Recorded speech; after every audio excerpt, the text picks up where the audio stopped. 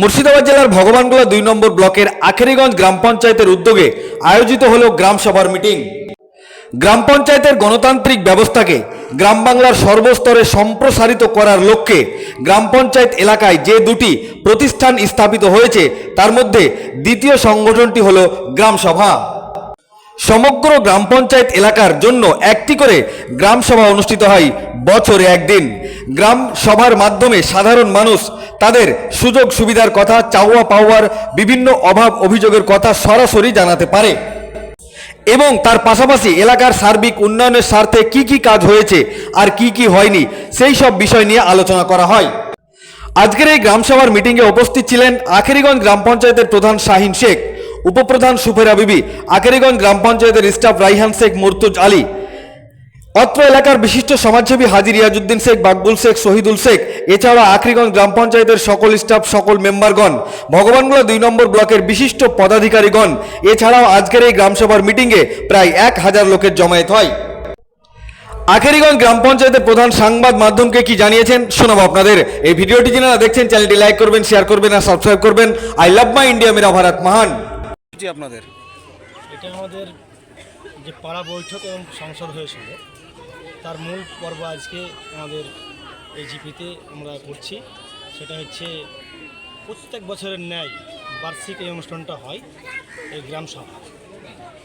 এই অনুষ্ঠানে কি উপস্থাপন করা হয়? প্রত্যেক সংসদে আমরা গিয়েছিলাম, সেই সংসদে গিয়ে প্রত্যেকটা সংসদে গিয়ে পাড়া বৈঠক করেছিলাম। সেখান থেকে স্কিম তুলে নিয়ে এসেছি।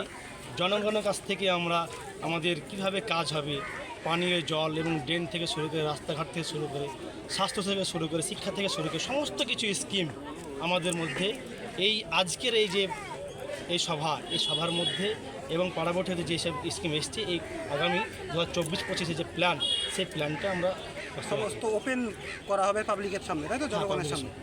এতে জনগণের যদি মানে কোনো কাজের অভিযোগ থাকে, অভিযোগ সেগুলোও শোনা হবে। জনগণের মানে যত অভিযোগ আছে সব কিছু শোনার জন্য কিন্তু আজকে এই সভা একদম। এবং এই সভাতে যে জনগণের যে কি অসুবিধা আছে, কি রাস্তাঘাট এবং জল কোথায় নিকাশ হচ্ছে না, সেগুলো আমরা দেখব এবং দেখার জন্য প্রকাশ্যেই আমরা এইভাবে এত সুন্দর একটা প্রোগ্রামের মাধ্যমে আমরা বাস্তবায়িত করছি।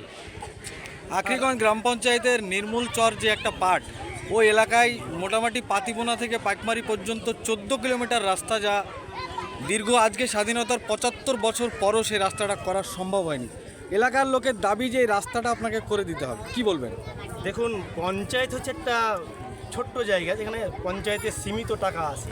এই টাকার মধ্যে আমাদের করা অসম্ভব ব্যাপার, কিন্তু আমরা প্রত্যেক বছরের ন্যায় যেটুকু কাজ করার আমাদের প্রয়োজন সেটুকু কাজ আমরা করি এবং পঞ্চায়েত থেকে এগুলো সব কিছু হয় না। যেখানে জেলা পরিষদ আছে এবং পঞ্চায়েত সমিতি আছে, সব দিক থেকেই আমাদের স্কিম ঢোকানো হয়, সব দিক থেকেই কাজগুলো হবে।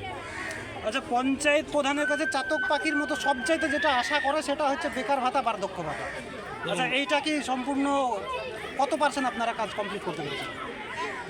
আগামীকালকে দুয়ারে সরকার আছে আমাদের। এর আগে যে দুয়ারে সরকার হয়েছিল এবং 1200 মতো আমাদের এই জিপিতে জমা পড়েছিল, সেগুলো আপনার মানে যেটা সরকার থেকে যেগুলো আগে পেত আমাদের এই জিপিতে এবং যেগুলো জমা হয়েছে এন্ট্রি হয়ে আছে, কাজ যা দিবেন সরকার সেটাই কিন্তু এন্ট্রি করে রাখছে। কিন্তু টাকা যদি না আসে কোথা থেকে দিবে? টাকা আসলে সেই এন্ট্রিগুলোও টাকা পাবে এবং অযথা মানে কেউ সব ডবল জমা দিচ্ছে। এ হয়ে গেছে, তারপরে বলছে না আমার এন্ট্রি হয়নি, টাকা ঢুকছে না, দিয়ে জমা দিচ্ছে। কিন্তু মানুষজনকে, জনগণকে বুঝাচ্ছি কি আপনারা জমা করেছেন, দ্বিতীয়বার আর জমা করেন না, কারণ জমা করলে আপনার এন্ট্রি আছে, দ্বিতীয়বার জমা করলে আবার অসুবিধা হচ্ছে। টাকা আসছে না, হয়তো ভাবছে যে হয়নি। হ্যাঁ, হয়, টাকাটা হয়ে আসছে গেছে, না, এন্ট্রি হয়ে গেছে। মানে কেন্দ্র থেকে টাকাটা আসছে না, এটাই বলতে চাচ্ছেন, তাই তো? কেন্দ্র থেকে আসছে না, পোর্টালে বন্ধ আছে, সিস্টেমই বন্ধ। সিস্টেমই বন্ধ আছে। সিস্টেমটা চালু হওয়ার সম্ভাবনা আছে?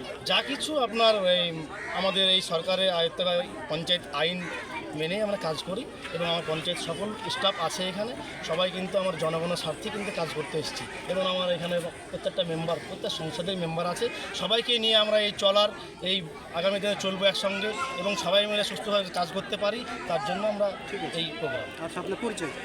আমি আখেরিগঞ্জের প্রধান, আমার নাম শাহিন শেখ। ধন্যবাদ। নতুন প্রধান আপনাদের আখেরিগঞ্জ গ্রাম পঞ্চায়েতে হয়েছে, তার মানে পরিষেবা কেমন দিচ্ছে মানুষকে?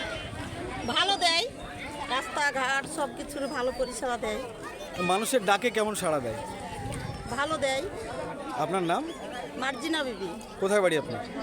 হাসানপুর, আপনাদের অঞ্চলের নাম? আখরিগঞ্জ। ধন্যবাদ। আগে বলুন। আমার সোহেল রানা, আমি আখিরগঞ্জ পঞ্চায়েতের একজন বাসিন্দা।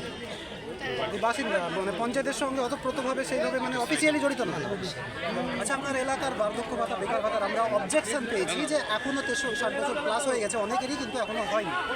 ব্যাপারটা কি বলতে পারবেন এই ব্যাপারে? আপনি পঞ্চায়েত থেকে হ্যাঁ, আমাদের এলাকাতে ম্যাক্সিমাম বার্ধক্য ভাতা অনেক হয়েছে, আবার নতুনভাবে যারা বয়স অতিক্রান্ত করছে সেগুলো বাকি আছে। আচ্ছা, এবারে আশা করছি যে আমাদের পঞ্চায়েত প্রধান বা অন্যান্য মেম্বার বা পঞ্চায়েত স্টাফ যারা আছে তারা এইসব ব্যাপারে অত্যন্ত সক্রিয়, এবং বাকি যেগুলো আছে সামনের বছরের মধ্যে সেগুলো হয়ে যাবে আমরা আশা করছি। ঠিক আছে।